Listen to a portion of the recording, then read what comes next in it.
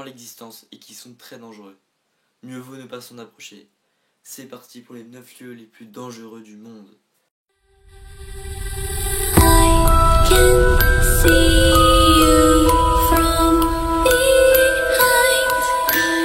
La vallée de la mort. La vallée de la mort se situe au sud-ouest des États-Unis, plus précisément entre le Nevada et la Californie. Mesurant 13 600 km², c'est un très beau désert qui contient des canyons et des paysages magnifiques, contrairement à ce que beaucoup de personnes pensent. Mais c'est un grand risque de s'aventurer là, car il fait extrêmement chaud. Certaines années, aucune goutte d'eau ne tombe. C'est le deuxième lieu le plus chaud du monde, avec un record de 56,7 degrés. C'était le 10 juillet 1913. Ce serait impossible pour un humain de survivre plus de 14 heures sans eau dans ce désert. Le désert de Danakil. Ce désert est également dangereux car il comporte des dangereux volcans. Ils sont très beaux, mais ils comportent de l'acide sulfurique bouillante, des gaz, une chaleur brûlante et de la lave en fusion. Les volcans actifs y sont partout. Le thermomètre atteint 50 degrés, tandis que les profondeurs de la Terre se dégagent des gaz toxiques. C'est un endroit terrifiant, mais sa beauté surnaturelle attire beaucoup de voyageurs. L'une des régions les plus chaudes, les plus arides et les plus stériles de notre planète. Une altitude moyenne de 100 mètres en dessous du niveau de la mer. Une terre faite de lave durcie et recouverte d'une épaisse couche de sel, d'autant plus qu'elle est classée en zone rouge. Ses précipitations annuelles sont de l'ordre de 100 à 200 mm. Sa superficie est de 136 956 km². Le mont Washington. Le sommet du mont Washington est l'endroit de la planète où soufflent les vents les plus forts. La vitesse maximale enregistrée est de 327 km/h. À cela s'ajoute une température de 40 degrés en dessous de zéro et des chutes de neige constantes, ce qui rend les conditions très difficiles. Bien que la hauteur de ce mont ne soit que de 1917 mètres, une personne sur le sommet de cette montagne éprouvera les mêmes sensations qu'un alpiniste sur le sommet du mont Everest. Si vous voulez y aller, une route y est accessible par voiture et par train, ce qui vous permet d'accéder à son sommet sans trop de difficultés, mais prévoyez de l'argent. C'est le plus haut sommet du nord-est américain, au cœur des montagnes blanches dans l'état du New Hampshire. Mais en 2016, un Québécois est mort de froid. Le Sinenburg. Le Sinenburg, où une série d'éruptions se sont produites depuis 2010, a connu un regain d'activité cette année. Il a connu une importante éruption le lundi 19 février 2018. C'était la plus grande éruption pour Sinenburg cette année, a déclaré le chef du Centre national de volcanologie, Kasbani, qui n'a plus qu'un patronyme comme nombre d'Indonésiens. Il n'y avait aucune information sur des morts ou des blessés. Aucun habitant se trouvait à l'intérieur du périmètre de sécurité établi précédemment dans un rayon de 7 km autour du volcan. Mais des centaines de maisons à l'extérieur de cette zone ont été recouvertes de poussière volcanique. Des masques pour se protéger le visage ont été distribués à la population. Les autorités ont recommandé aux habitants de rester chez eux pour éviter des problèmes de respiration. Il a connu depuis 2010 une série d'éruptions ayant provoqué la mort de plus de 350 personnes. Queimada Grande. Quelques jours après qu'il ait débarqué sur l'île, un pêcheur malchanceux a été retrouvé mort dans son embarcation. Le malheureux baignait dans son sang, et son corps était entièrement recouvert de morsures de serpents. De 1909 à 1920, une dizaine de personnes ont vécu sur l'île et étaient chargées de faire fonctionner son phare.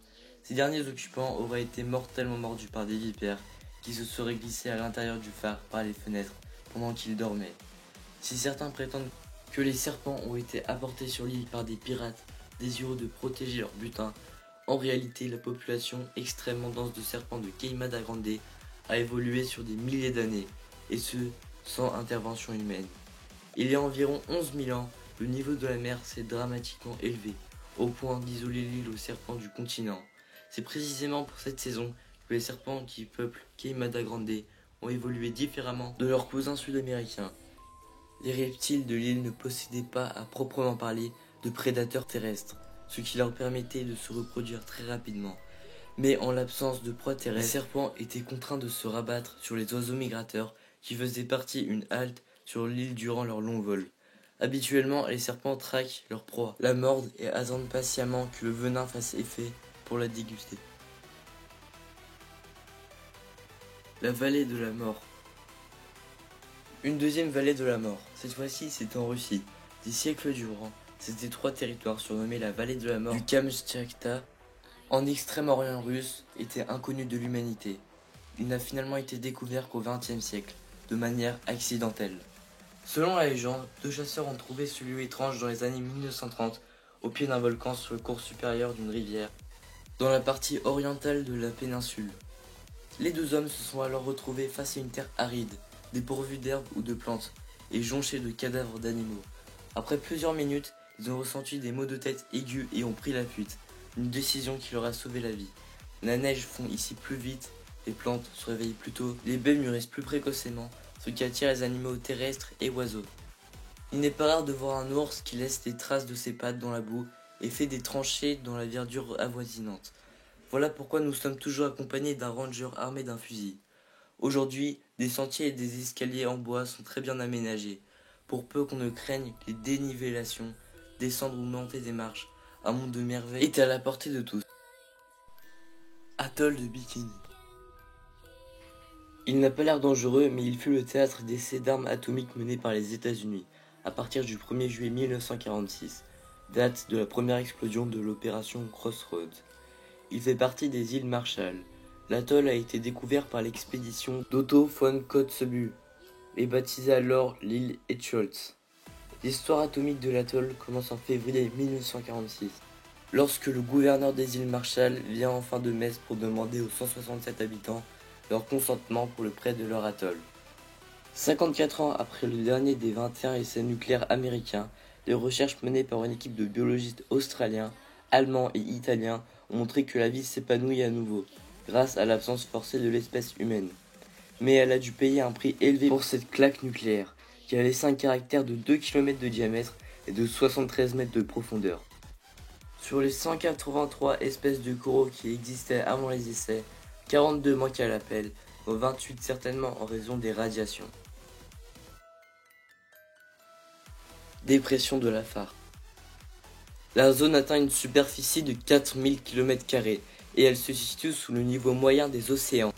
Certaines zones descendent même à 155 mètres sous le niveau d'eau de mer, mais ce n'est pas pour ça que cette région est aussi connue.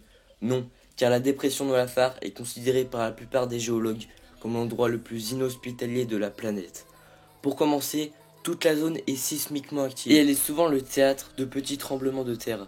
Ce n'est d'ailleurs pas surprenant, car elle se situe entre 3 zones de distension de la croûte terrestre. Elle abrite aussi de nombreux volcans rouges, qui déversent régulièrement leur fluide sur ces terres.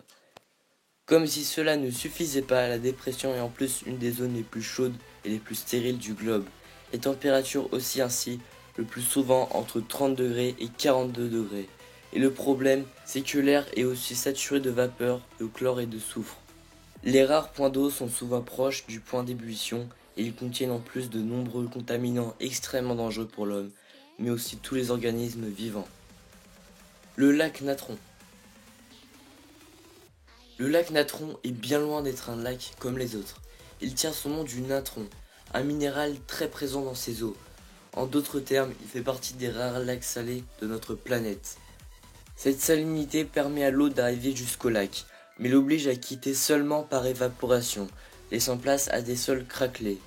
Le niveau d'évaporation est à son apogée pendant la saison sèche, période durant laquelle prospèrent les micro-organismes avides de sel, qui donnent au lac une couleur rouge à couper le souffle. Bien sûr, il est strictement interdit de s'y baigner, mais même si tu veux admirer, tu peux ne le faire que quelques minutes, car l'odeur de soufre et d'hydrogène est insupportable.